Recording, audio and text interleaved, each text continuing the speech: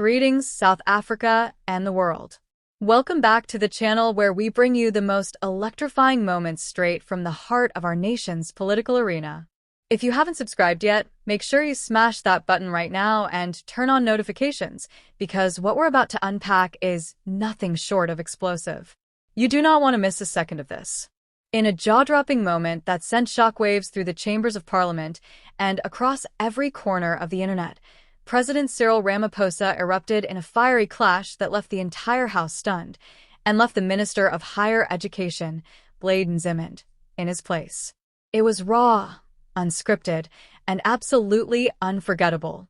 It all began as an ordinary session, with discussions centered around the state of higher education, a topic that, for far too long, has been marred by delays, controversy, and rising frustration from students and families across the country.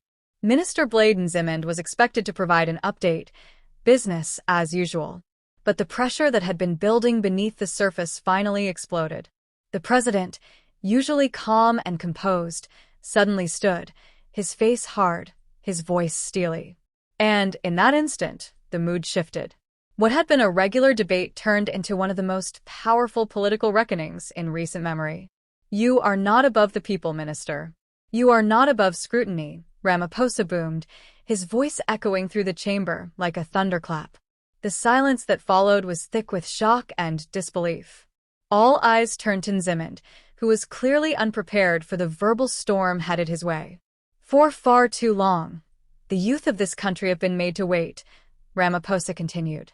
"They are told to be patient, to endure, to believe that change is coming.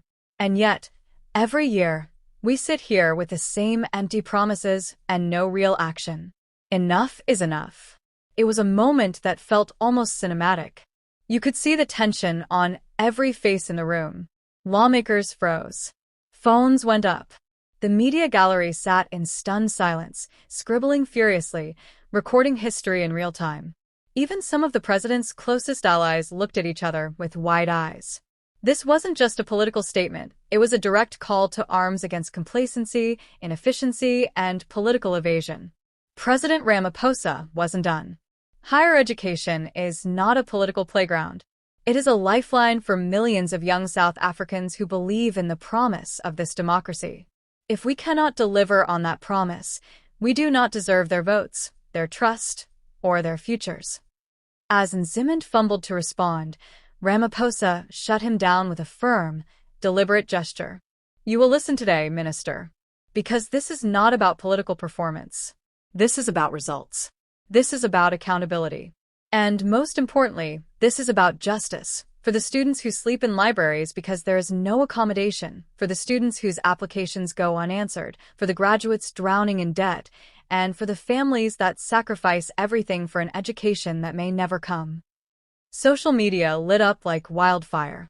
Hashtag Ramaphosa Clash and hashtag Blade Nzimande trended within minutes.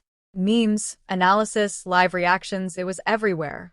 For a generation tired of political theater and broken promises, this was a moment of unexpected catharsis.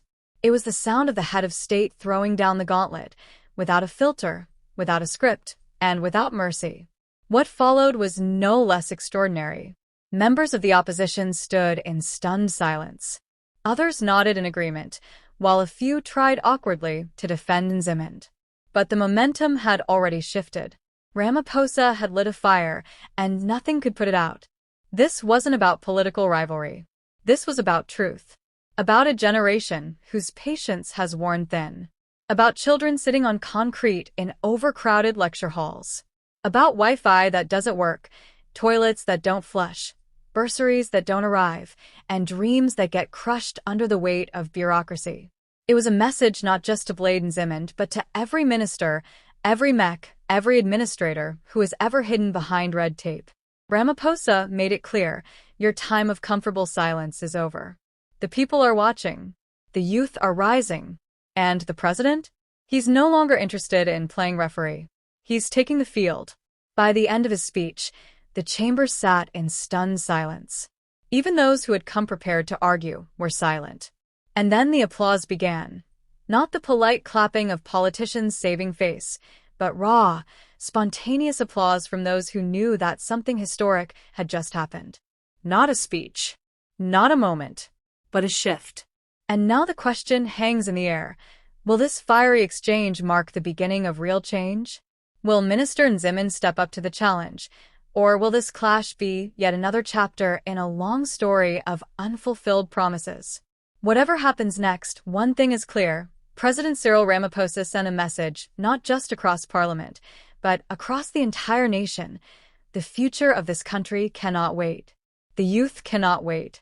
And any leader who thinks they can continue with business as usual has another thing coming. So if you found this moment as powerful as we did, hit that like button, subscribe, and turn on your notifications. We'll be here bringing you every fiery debate, every political shakeup, and every turning point that matters. This is more than politics. This is the story of South Africa's future, and you won't want to miss a single chapter. Until next time, stay sharp, stay informed, and stay bold.